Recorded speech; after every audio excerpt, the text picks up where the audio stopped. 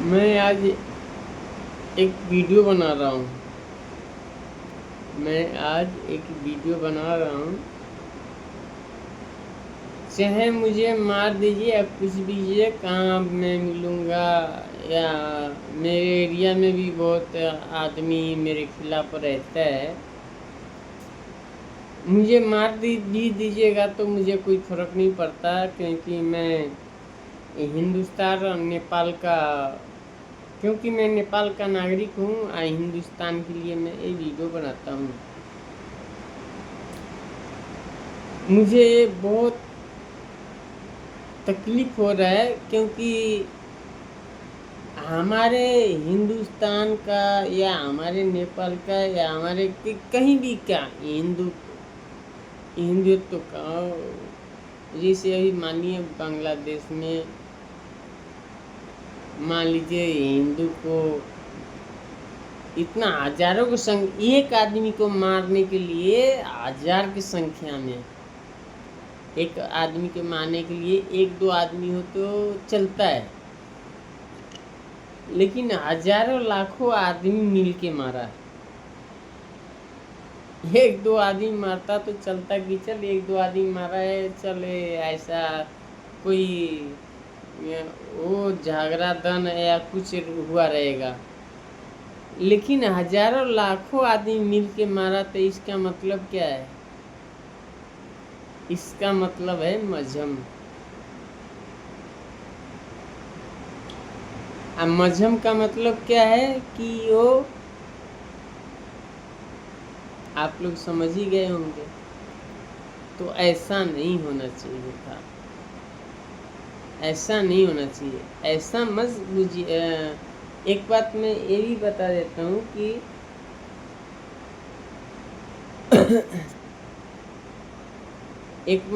बात मैं भी ये बता भी देना चाहता हूँ। हमारे नेपाल में भी है, लेकिन हमारे नेपाली लोग समझ नहीं रहे। नेपाली लोग के लिए नेपाली भाषा में बोल देता हूँ। मुझियो हाम्रो जसो नेता फेर्नको लागि हैन, जो जेएनजी लाएको थियो नि, यो फेरौ न, तब म तिमीहरूलाई बुझ्छु कि नेपाली छौ। असली नेपाली म बुझ्छु।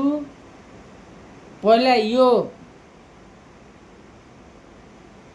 चलिरहेछ नि एसआईआर, यसलाई बुझौ, तब म तिमीहरूलाई नेपाली बुझ्छु, नत्र तिमी नेपाली होइन।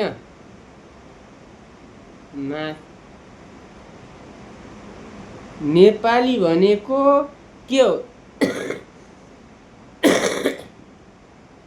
होइन, तिमी जे गरे जसरी राहुल गान्धी गर्यो, यो हाम्रो नेपालमाथि जो भएछ नि, यो राहुल गान्धी माथिको हुनुपर्ने थियो।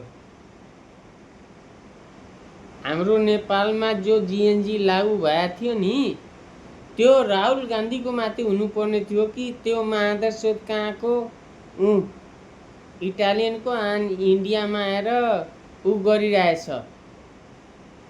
तर हाम्रो नेपालमा यस्तो होइन।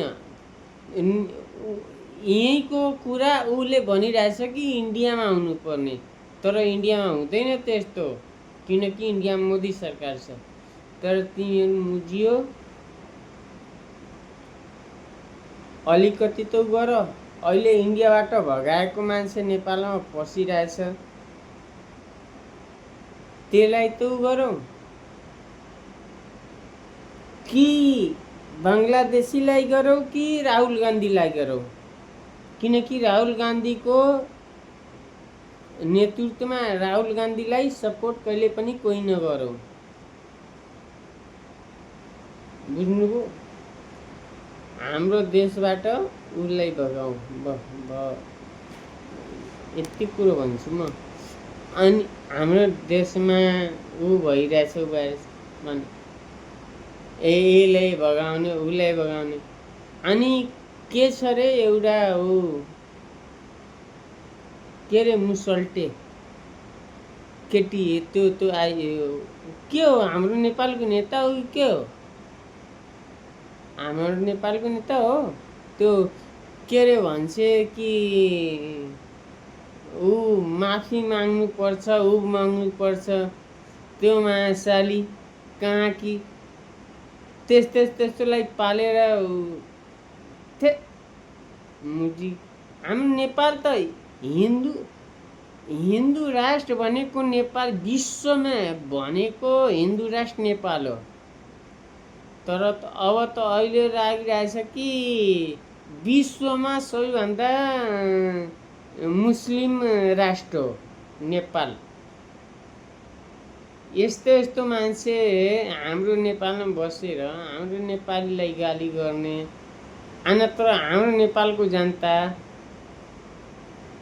हिन्दूको पर्व नहुने दिने जनकपुरमा छठ नहुन दिने यो नेपाल हो नेपालको कानुन व्यवस्था के हो हैन नेपालको कानुन व्यवस्था त राम्रो गर्नु सिक्ने इको अहिले आएको पनि अब यस्तो हाम्रो व्यवस्थामा हाम्रो उसलाई खोज्न हाम्रो प्रधानमन्त्री कसलाई बनाउनु पर्छ थाहा छ हजुरलाई बालेन शाह ऊ प्रधानमन्त्री आफ्नो के हो उहाँ चितवनको उहाँलाई यहाँलाई बनाउनु तब हाम्रो नेपाल राम्रो हुन्छ हिन्दू राष्ट्र नेपाल स्वस्थ नेपाल क्लियर नेपाल हामी उहाँलाई बनाउनु पर्छ बिलेन अनि के रे उहाँको नाम म बिर्सिसकेको छु बिर्सिसके होइन मलाई ध्यान छ आफ्नो अहिले हिजो अस्ति नै तर म इन्डियामा बसिरहेको छु यति दिनदेखि 20 वर्ष भयो इन्डियामा बसिरहेको मलाई ध्यान हुँदैन ठुली छ